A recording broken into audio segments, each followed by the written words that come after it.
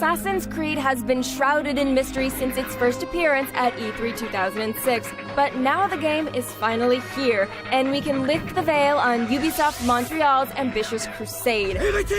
First off, you may ask, what's with all the weird data and genetic code graphics and virtual reality future stuff? Well, it's true. Assassin's Creed takes place mostly in a highly advanced VR simulation. The bulk of the game is concerned with Altair, an assassin in the Holy Land in the year 1191. Altair is arguably the best assassin around, but unfortunately, he knows it, and he's kind of a jerk. I am your superior, in both title and ability. After a disastrous confrontation with the Knights Templar, Altair is branded a failure and a traitor and stripped of his rank. To work his way back up the old career ladder, he has to complete 9 contracts in 3 cities at the behest of the assassin's leader. First and foremost, stay your blade. Altair is not the strongest swordsman in the desert, but he is fast, and with practice and good timing, you can take on large groups of enemies. It may not be all that realistic, but it's visceral, and there are some truly badass counterattacks. Mobility is important to a contract killer, and Altair seems to have invented parkour 800 or so years before the French did.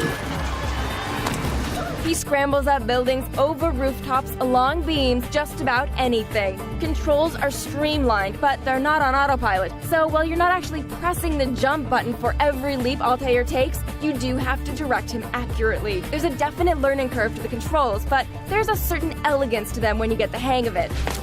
It's kind of like Tony Hawk. Eventually, you can just see the lines across any obstacle in your path. The world Altair uses his free-running skills to traverse is immense. Each city is gigantic and is laid out with incredible care and detail.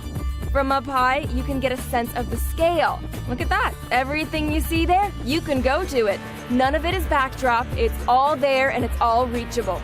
And there's tons to do. To carry out each assassination, Altair has to gather information to learn about his target. These are dark days. This can be anything from pickpocketing documents from couriers to performing a timed flag collection run for an informant. Okay, so this one may not actually have its roots in history, but it's fun. This doesn't even touch on all the optional stuff, like saving civilians from crooked guards, or just seeing what it would be like to climb the Dome of the Rock. Don't try this in reality, kids. And boy, does Altair love a roll in the hay.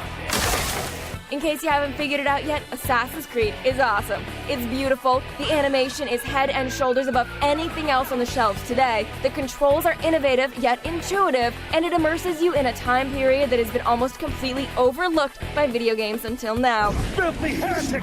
A 5 out of 5. Catch an all-new X-Play, weeknights at 8, only on G4.